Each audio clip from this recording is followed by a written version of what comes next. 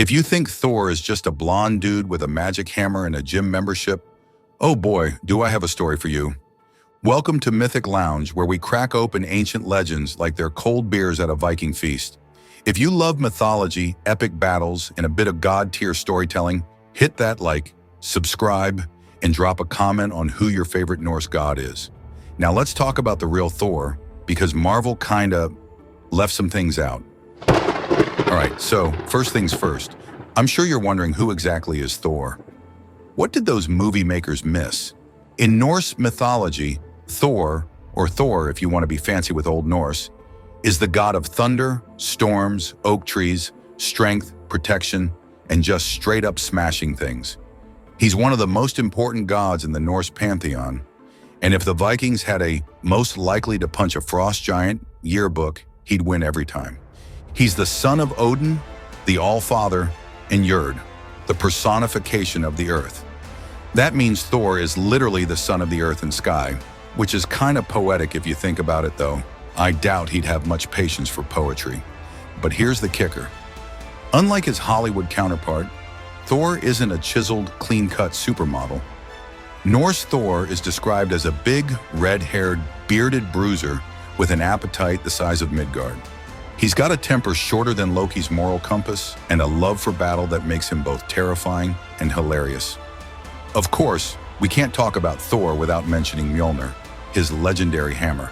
This thing isn't just a weapon, it's a cosmic wrecking ball.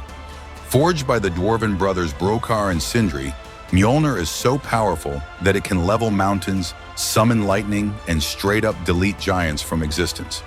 But it also has a tiny flaw. Thanks to a Loki prank, the hammer's handle is a little too short, which is why Thor has to wear special iron gloves just to wield it properly.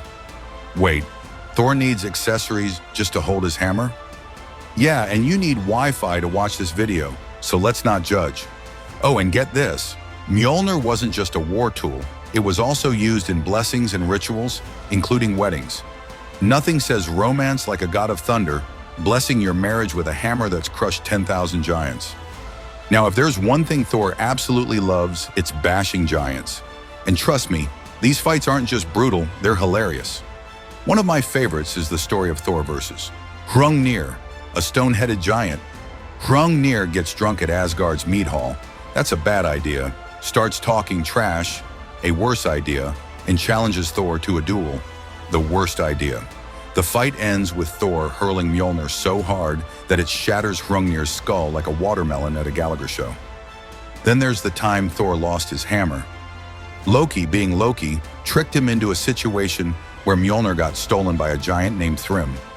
Thrym demands Freya, the goddess of love, as his bride in exchange for the hammer. But instead of handing Freya over, Thor does something legendary. He dresses up as the bride himself. Yes, I'm totally Freya. Please ignore the fact that I just ate an entire ox in one bite. During the wedding feast, Thrym brings out Mjolnir as part of the ceremony, and the moment Thor lays hands on it, boom, everyone dies. Moral of the story? Never ever separate Thor from his hammer. Thor is a family man too. Just, you know, in a Viking god kind of way. His wife is Sif, a goddess known for her golden hair. Fun fact, Loki once shaved her bald just for fun. Thor was not amused, and after some gentle persuasion, i.e., threats of violence, Loki got the dwarves to make her magical golden hair that grows like the real thing. Thor's most famous kids include Magni and Modi, gods of strength and courage, destined to survive Ragnarok. Thrud, a warrior goddess, basically a Viking powerhouse in her own right. Loki is also kind of his weird, chaotic stepbrother. It's complicated and awkward, like family reunion awkward. Now let's get real for a second. Thor isn't invincible. At Ragnarok, aka Norse Doomsday, Thor's final opponent is Jormungandr, the world serpent, his lifelong arch-nemesis. They have this epic, earth-shaking battle where Thor finally kills the serpent. But in true Norse tragedy fashion, he only takes 9 steps before collapsing from its venom. You'd think the god of thunder would be immune to snake bites, but apparently not. So yeah, Thor dies. But here's the thing. In Norse myth, death isn't always the end. His sons Magni and Modi survive, carrying on his legacy, and some versions of the myth suggest that Thor himself could be reborn in the next cycle of existence. Because if there's one thing we know about Thor, it's that he's too stubborn to stay dead. Before we wrap this up, let's address the Mjolnir-wielding elephant in the room. How does mythology Thor compare to movie Thor? Well, Marvel got a few things right. He's a powerful warrior. He's got Mjolnir. He fights giants. But they also got a lot wrong. Thor isn't royalty, he's a warrior, not a prince. He's not always the smartest. Comic Thor is wise. Myth Thor is more hit first, think later. He doesn't fly the real Thor rides, a chariot pulled by two massive goats. In my opinion, that's pretty dope.